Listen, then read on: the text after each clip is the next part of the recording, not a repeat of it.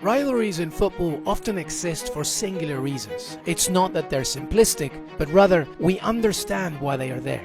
Local derbies are disputed and contested based on a turf war that has placed them physically close together, but in reality, ever so far apart. They are neighbors who detest each other, and nothing will ever change that. It's different on the international stage, where impactful cultural and political moments in history create rivalries so fierce that it carries through generations. There is one rivalry that is so deep it stands above others. It's both delicate and purposeful. It derives from war, social and cultural animosity from two continents and ways of life.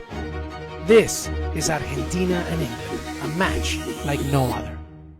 This rivalry originated in 1962, but is one that grew in animosity as the years went by, and 4 years later, in 1966, the Fire was founded. It was the last and only time England won the World Cup. It was a match of complete physicality, where Argentina's captain Antonio Ratin was sent off in the first half for 2 offenses in the span of 3 minutes. And Ratin's himself is off! Ratin goes off! The England manager Alf Ramsey decided to call the opponents animals and did not want his players to swap shirts at the end of the match. At the 1986 World Cup in Mexico came the arrival of the legendary Diego Maradona. This was a quarterfinal that followed the Falklands War. Something catastrophic now played the role of protagonist. The match in 1986 brought with it the eternal memory of the hand of God. Maradona there, rises above shoot, that goal is going to be allowed, and it was a handball, no question about that. The 5'5" Maradona used his hand to punch the ball out of England keeper Peter Shilton's reach and into the net.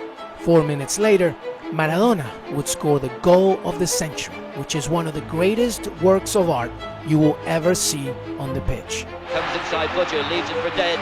Outside Fennick leaves him for dead and puts the ball away. And that is why Maradona's the greatest player in the world. He buried the English defence. It's a goal of great quality by a player of the greatest quality. It's England 0, Argentina 2. Maradona and Argentina would end up winning the World Cup, and the star would later in life acknowledge that it was an intentional handball, but most importantly, it wasn't just a goal he celebrated, but a piece of symbolic revenge over the fallen soldiers from the Falklands. In 1998, the golden boy of England, David Beckham, and the Three Lions faced Argentina in the round of 16. Beckham famously kicked out at Diego Simeone after a clash and was consequently sent off in the 48th minute. It was a moment of madness, beautifully performed by Simeone, crushing the hearts of England fans who had already seen an 18-year-old Michael Owen score one of the greatest goals in English football history. We can only remember the post-mortem and how it vilified Beckham and placed a dent in the evolution of England as it eventually lost on penalties. For Argentina, once again, it was revenge, redemption, historical atonement. But 4 years later in the group stage at the 2002 World Cup, Beckham would get his own redemption after a scored penalty allowed the Three Lions to secure the victory. And so here we are, 24 years later. The rivalry returns at the grandest of stages.